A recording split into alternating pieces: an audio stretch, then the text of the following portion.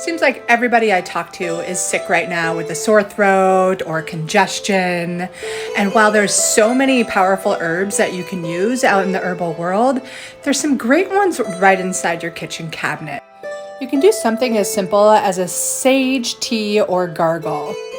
Start with some sage. Maybe it's in your spice cabinet.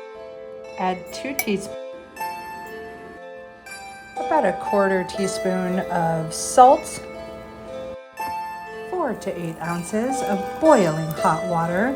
You do not want to boil the herbs, just boiling hot water on top. Cover it and let it steep for up to 20 minutes. The longer you do it, the more medicinal value you'll get. Once it's done steeping, strain the herbs and don't spill them everywhere. Then tip it back and gargle for as long as you can.